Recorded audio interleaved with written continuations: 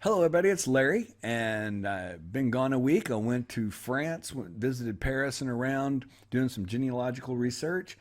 And I had intended to put a couple of videos scheduled to be released while I was gone. But then, after thinking about it, I decided not to because there might be some questions, and I want to be there to answer the questions for you. The reason that we have this channel, is to help you out and help other people, help each other.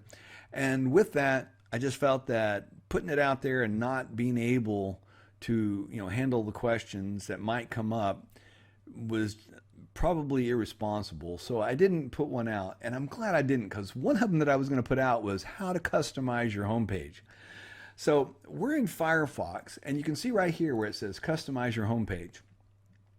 And I can move widgets around, like I can drag the shoebox up to be, the top thing, or I can drop, this one down, put it back up, or I can, click these up arrows or down arrows, and I can, getting started with Ancestry, move this in there, add that to my home page. I can delete it from my home page.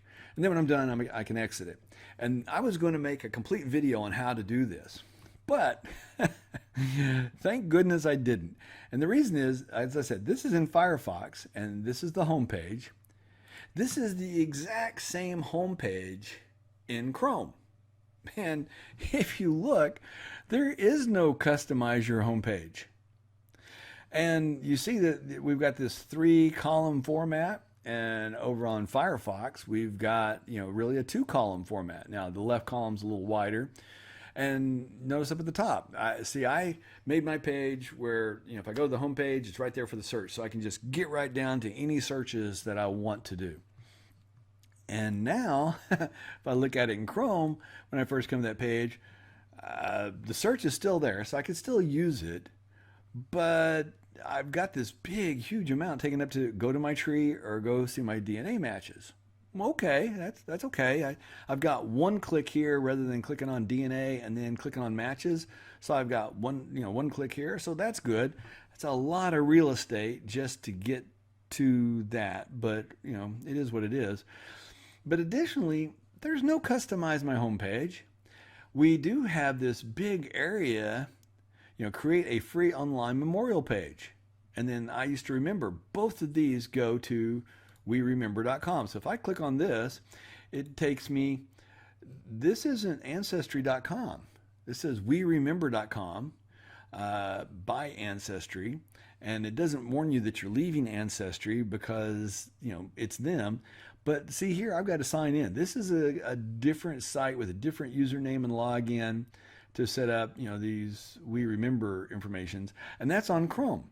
I come back to Firefox on my homepage, and there's nothing whatsoever on this page about We Remember. Now, there was some awkward gaps right here, and even when you edit, you couldn't get anything to show up there. If you put all the widgets on there and you've got this, dead space here. So if you, come over to Chrome, you don't see the dead space. It's a little better formatted in that respect, but there's no customization. So I'm really glad I did not put out the customized homepage video, because every one of you who use Chrome would be asking me, what are you talking about? I don't have that. I'm seeing something totally different. And it's not the only thing that changed while I was gone. So the other thing that changed while I was gone was the DNA, the matches when you go to a profile. Now, it used to be, and you can watch the cursor right here. You can see the hand, and as you go down, see how the cursor changes. You keep going down the hand again. You had to be very careful right here to click Common Ancestor to get the common ancestor, and then or above to click on the tree to get the tree information. And then when you clicked on the name, you got a totally different profile page.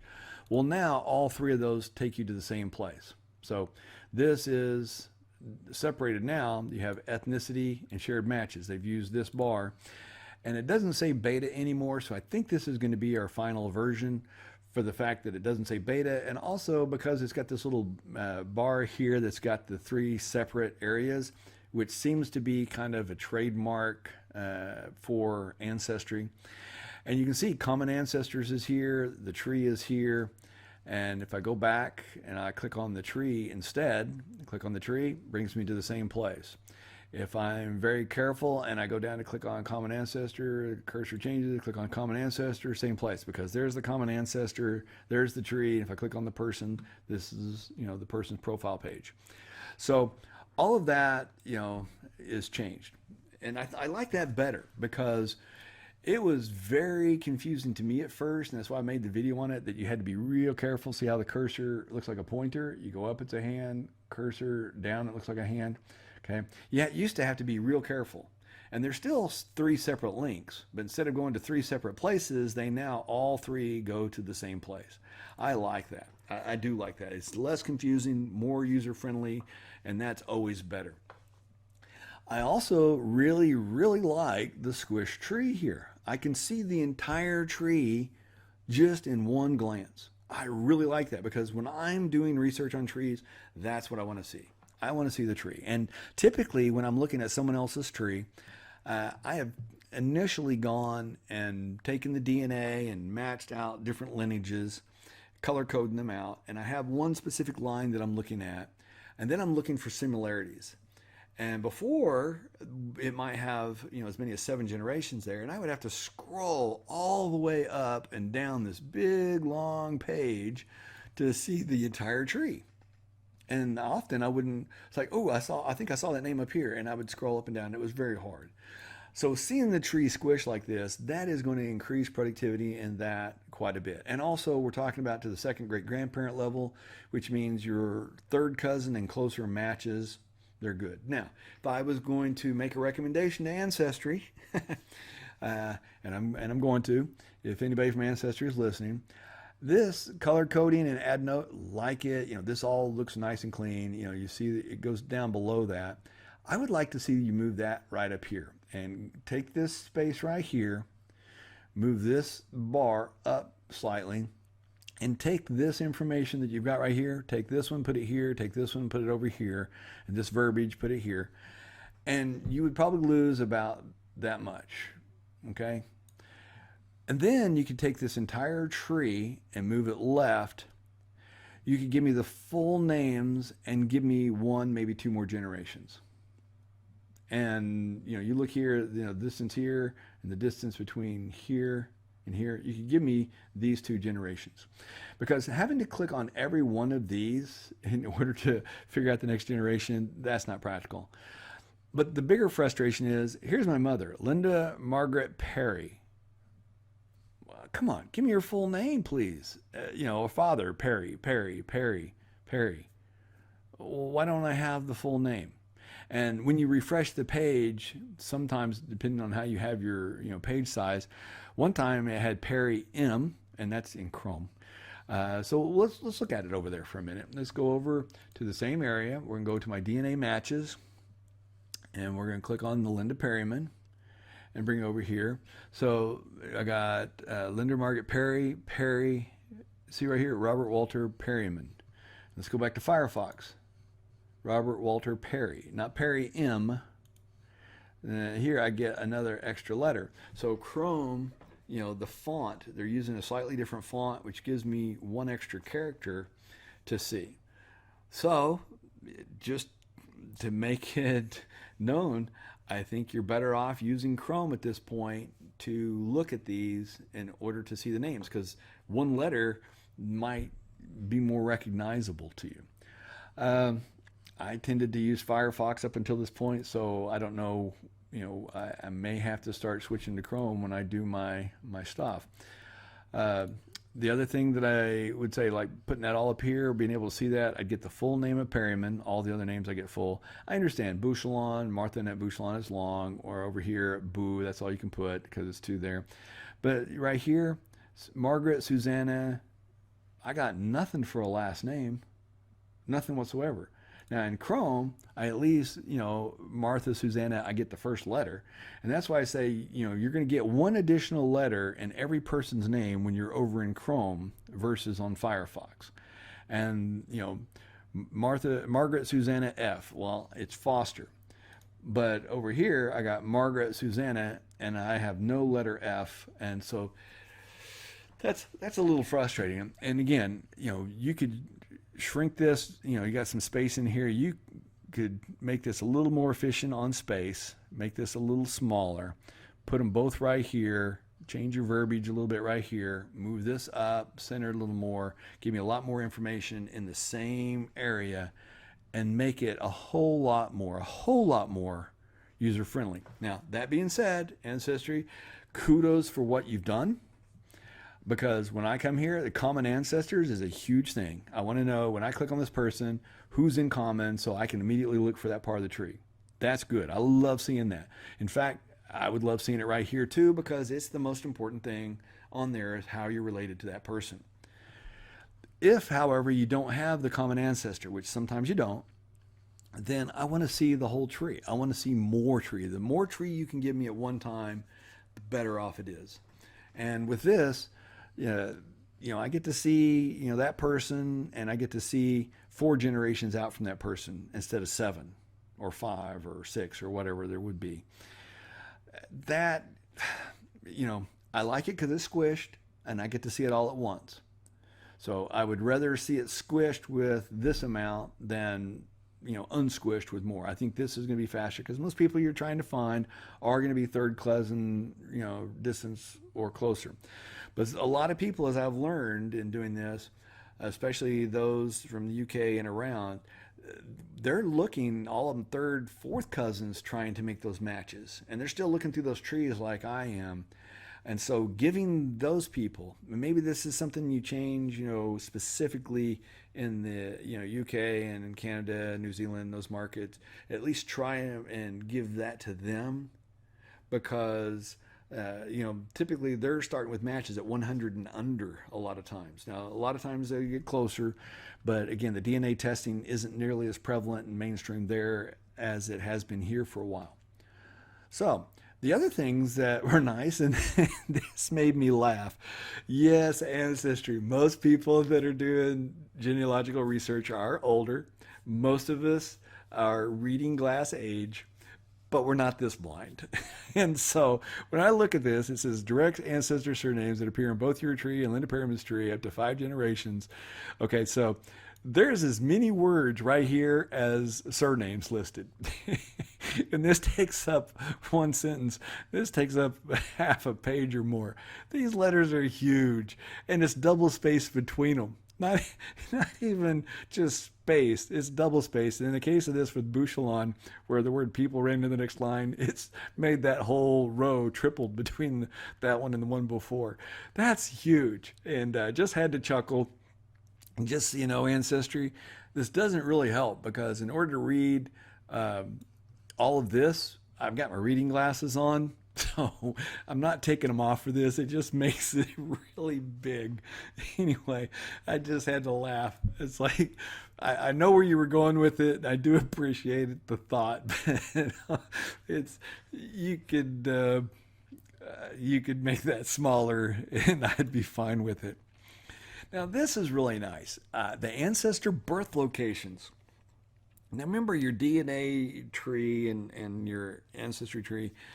We've talked about the mapping. Now, this is really nice. Before we had the matches mapping, you go to the DNA matches, click map, and it gives your matches and fourth cousin or closer if they put in their address. These are the people that are in your tree. Now, by their birth locations. And so as people moved, that might not be what you're normally thinking of them. And that may catch you a little off.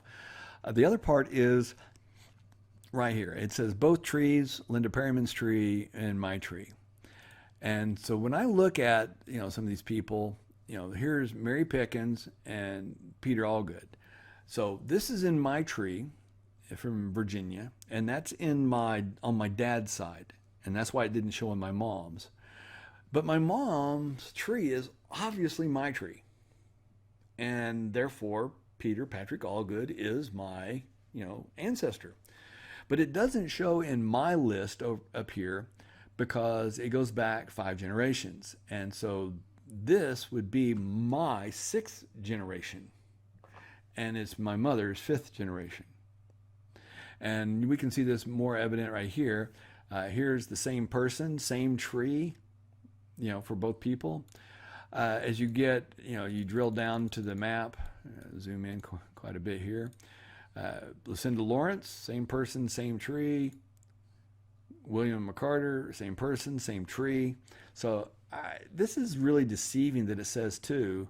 And so when you look and you see something that says 4, over here's one that says 4, it's 2 of each. So you get to thinking, okay, this is 8, so that's 4 of each, right? Well, no, not necessarily. So you've got 3 for me, and you got 5 for my mother, and they're all on my mother's side. So there's 2 that are above mine. See, Mary Ann Hutchinson, 1802. Okay, that's a generation above that. And then who's the other one? John Edward Foster. He's above the generations that I'm showing. 1819. Okay, he's a generation above the ones that I have in my tree. So I don't know how you would really rectify that. They had to say, okay, we go 5 for Linda, 5 for Larry, overlay them. Okay, I get that. But they didn't just do that. So we're going to look at the tree separately here. Let's look at Linda's. Okay, it looks pretty much the same. But look at mine. Now look what happens here. Eberhard Heinrich 20, 1806. It actually went out further. It went out much further. And so I don't know why it's showing here on my tree. But then when I say give me both, it doesn't show. And maybe one of you know, and you can put it in the comments below. I'll keep researching it and try to find that out. I do like the mapping. I do like the fact that you can track. There was a big family, portion of my mother's family lived right here. I mean, a huge part. So if I go into Perryman's tree, you can see that out of that 34 in that area, that's my mom's family. And then when I click on mine, which also shows my dad, you get to see theirs. Now, again, this says by birth locations. And so my dad was born in Antlers, and his mom was born right here, Blytheville, Mississippi, Arkansas, United States. Now, I got to tell you, for those of you who've seen my video on how the county lines and state lines move and all of that, you'll have an appreciation for this. When I saw Mississippi, Arkansas, because somebody didn't have Blytheville, the first person I found this, they said, yeah, Dolly was born in Mississippi, Arkansas, United States. I thought that they meant in either Mississippi or Arkansas. So my initial search went all over. And then I realized that Mississippi was a county in Arkansas, and Ohio was a county in Arkansas, and Kentucky was a county in Virginia. In fact, the entire state of Kentucky was a county of Virginia. And so some of that can be confusing as you're looking at some of this. Now, what I wish was here and that is not, here's my father, okay, right here, born in Antlers, and here's his mother, and here's his dad. I would like to see the lines between those two. And then, Dolly, her dad, Dolly McFarland, dad was right here with James McFarland, and the mother was right here with Sarah Taylor. So I'd like to see, that line then go between these two. And then for him, I'd like to see, his family go up and be able to kind of trace that. I know you can do it, Ancestry, because, these lines are artificially drawn. They're not just there because, the names are there. You can draw the lines with CSS. And, you've got the birth locations. And I would also like to have an option like here, birth locations, drop down, death locations, or a third one that says, sourced. And so if I put in a source that says that in 1910, Dolly lived here, but in, 1940, she lived in California, and then in 1950, she lived in Oklahoma City, I'd like to see the Dolly move. Let me see her path. If I, pick on one person, see her path. And maybe you do that on the profile page for this person. Like if I click on Dolly, maybe you can give me, okay, I'm go to her profile again. So maybe here you give me that map option and you can map, because I've got her 1910, she's born in 02, 1910, 20, 30, 40, and of course the 1950 census won't come out to 2022. But I know where she was in these different places, and they're sourced, they're documented in here. I would like to see that mapped, and maybe I have to fill out some information. Maybe you need some more information from me and you can't do that artificially yet, but that would really be handy for making family stories. And that's one last point I'm going to make on this before I step off of the changes. When we do genealogy, this is the genealogy. Genealogy is finding your tree, and it's finding out who your ancestor was. That is genealogy. Family history is different. Family history is the story, the family stories. That's family history. And that's when you talk about how this person or this person and the things that went along in their lives. So like in Robert Cowan Perryman, I would tell you that, Robert Cowan Perryman, he was married, and him and his wife and daughter moved from South Carolina to Texas and went across a one-lane bridge and had a head-on collision with an oil truck where the pipes from the oil truck went through the windshield, killing the wife. And so he and his daughter lived in Texas, and not long after that, the daughter died. He went to live with his brother, joined the military, went to World War II. After he finished basic, he met Treva Marie Collins, who he met for one night. 9 months later, my mom and her twin brother were born. Robert Cowan Perryman, after he had come out of the war, met his wife, who was Ida Bell Robertson, and had these children. Okay, and so that's the story of Robert Perryman, or part of the story of Robert Perryman. Now, that's not my genealogy. It's not my family history. That's the story for him. And each one of the people in your tree have a story.